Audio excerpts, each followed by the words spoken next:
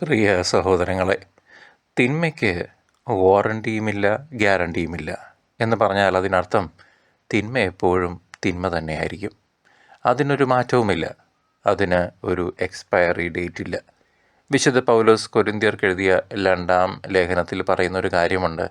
സാത്താൻ പോലും പ്രകാശത്തിൻ്റെ ദൂതനായി വേഷം മാറി നമ്മളുടെ മുൻപിൽ പ്രകാശമുള്ളവനായി തെറ്റിദ്ധരിപ്പിച്ച് നിൽക്കാമെന്ന്. 2 കൊരിന്ത്യർ 11:14. തിന്മ പലപ്പോഴും നല്ല രൂപത്തിലും ഭാവത്തിലും മനോഹരമായ മോടിയിലുമൊക്കെ നമ്മളുടെ മുന്നിൽ വരും. നമ്മുടെ അമ്മച്ചിയായ ഹവ്വയ്ക്ക് ആപ്പിളായി വന്നതുപോലെ നമ്മളെ അത് തീർച്ചയായും മോഹിപ്പിക്കും. നമ്മൾ വിചാരിക്കും ഇത് നല്ലതാണെന്ന്. പക്ഷേ അതിൻ്റെ ഉള്ളിൽ കൂരിരുട്ടാണ്. തിന്മയുടെ ഈ വേഷം മാറൽ നാം തിരിച്ചറിയണം. കർത്താവായ യേശു അരുളി ചെയ്തു, ഞാൻ ലോകത്തിൻ്റെ പ്രകാശമാകുന്നു, എന്നെ അനുഗമിക്കുന്നവൻ ഇരുട്ടിൽ നടക്കുകയില്ല എന്ന്. പിന്നെയോ ജീവൻ്റെ പ്രകാശം അവനുണ്ടാകും. യോഹന്നാൻ 8:12. കർത്താവാണ് പ്രിയ സഹോദരങ്ങളെ വെളിച്ചം.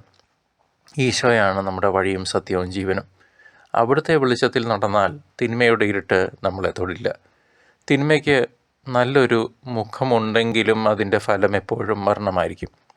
ആ നല്ലൊരു മുഖം എന്ന് പറയുന്നത് അതൊരു മാസ്കാണ്, നമ്മളെ വീഴ്ത്താനുള്ള ഒരു മുഖംമൂടി. അത് നമ്മളെ ദൈവത്തിൽ നിന്ന് അകറ്റും. നമ്മൾ പ്രലോഭനങ്ങളിൽ വീഴാതെ സൂക്ഷിക്കണം.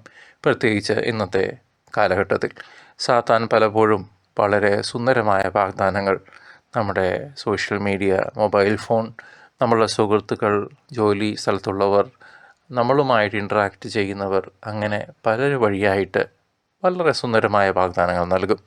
പക്ഷേ അതിലൊന്നും നാം വീഴരുത്. പറുദീസയിൽ അരുത് എന്ന് പറഞ്ഞ ആ ആപ്പിളായി സാത്താൻ നമ്മളുടെ മുന്നിൽ പലതും കൊണ്ടുവച്ചു എന്ന് വരാം.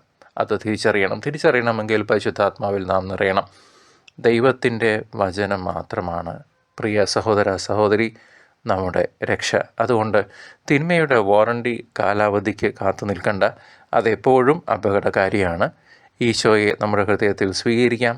അവിടുത്തെ പ്രകാശത്തിൽ നമുക്ക് ജീവിക്കുകയും ചരിക്കുകയും ചെയ്യാം. ദൈവം നമ്മളെ അനുഗ്രഹിക്കട്ടെ.